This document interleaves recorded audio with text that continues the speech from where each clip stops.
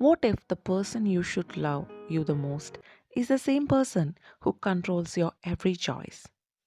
Matias is the young artist, trapped between his father's crashing idols, his mother's overbearing love, and a girlfriend who challenges everything he had been taught. In a family where love, envy, and betrayal collide, freedom comes at a devastating cost. Mathis is a young artist struggling to find his place in a world obsessed with competition and the rat race. His father pushes him to reject controversial success and live as a true artist, shaping his life according to the strict ideals. From the start, the family dynamic is tense. The film certainly hits at a complicated emotional closeness between son and his mother, a bond that goes beyond a normal parent child affection. Through father son talks, the father instructs the son to resist society's pressure and to value freedom over conformity. He preaches rebellion against the rat race. But his advice carries a weight of his own disappointment in life. Mathis takes this seriously. He avoids commercial work, focusing solely on art, even when his talent is cushioned and dispersed as a crap artist. The father's rigid psychology creates tension.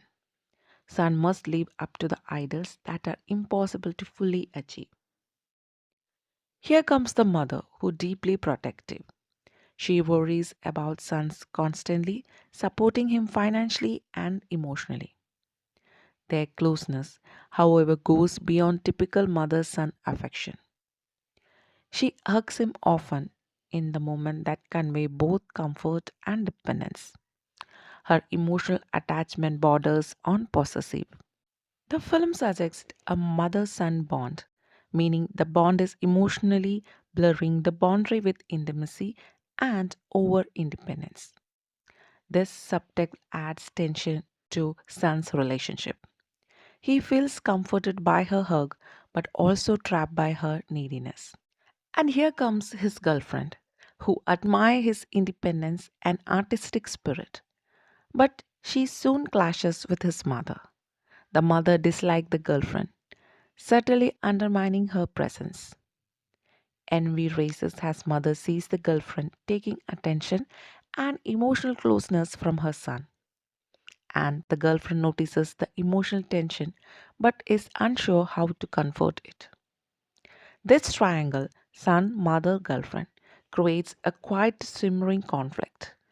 The girlfriend represents independence and adulthood, challenging the mother son dependency. After the father's death, son struggles with guilt and unresolved tension.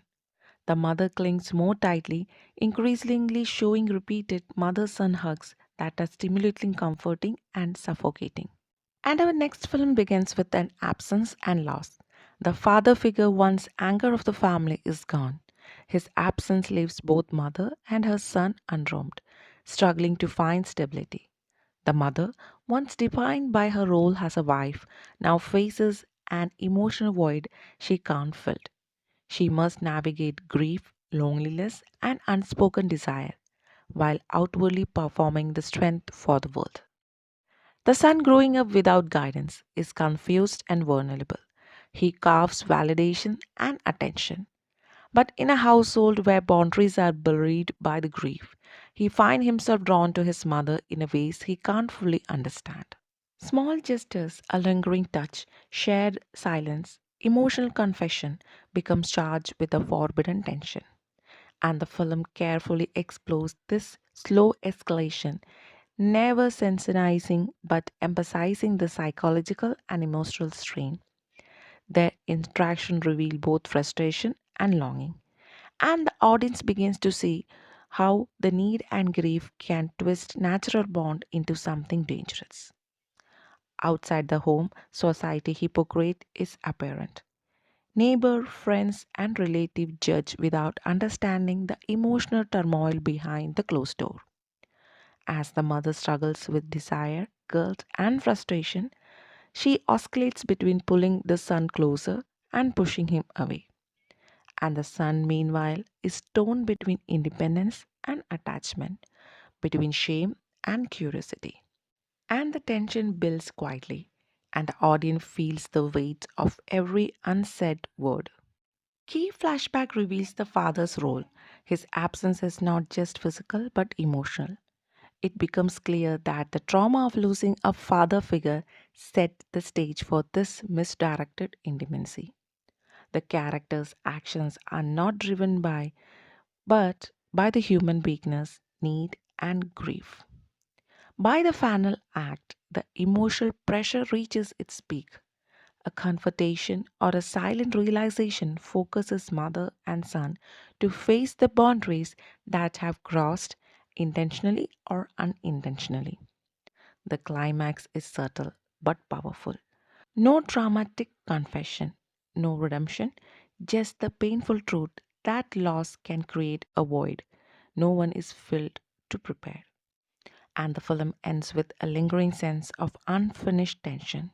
The mother and son part ways emotionally, carrying the scars of their relationship, and the audience is left reflecting on a complexity of grief, desire, and fragile human physics.